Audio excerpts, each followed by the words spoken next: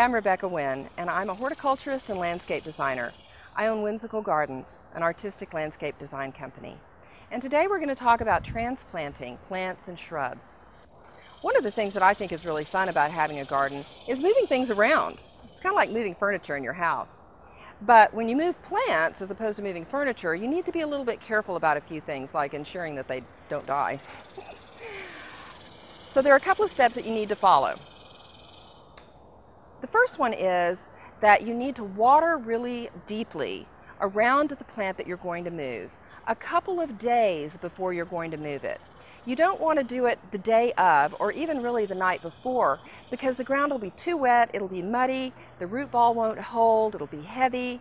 So a couple of days, just plan in advance, water real deeply, and then the consistency of the dirt will be really nice. It'll come out really easily. The very best time to move plants is when they're dormant, but that's not always possible. But keep that in mind. If you're willing to wait, dormant is better, because the whole goal when you're moving a plant is to trick it into not noticing that it got moved. So you want to dig a really big root ball, you want to move it into a really nice big hole, make sure the dirt's all nice and loose and friable that you're moving it into, so that its transition is easy. When you dig the plant out, it's actually best if you can dig the hole that you're moving it into first, so that the plant's never out of the ground for very long. If you can't do that, then at least put the plant that you've dug out in the shade, maybe even cover the root ball, maybe even moisten it until you can get it into the ground. But do try to do it the same day within a matter of an hour or so. Then you put the plant in the hole and you start backfilling with your dirt. Now, the bigger the plant, and this is especially true with trees and big shrubs, the bigger the plant, the more critical it is that you make sure you get rid of all the air pockets. So the way that I do this is you add in dirt and you turn the hose on drip. Not drip, a little more than drip, a slow stream. So you're filling the hole with water and you're filling it with dirt.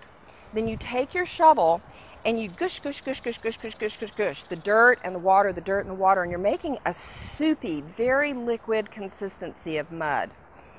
Take your shovel under the root ball and slightly lift it all the way around, because you're trying to make sure that that water and that muddy, soupy dirt gets all the way around under and you don't have any root balls.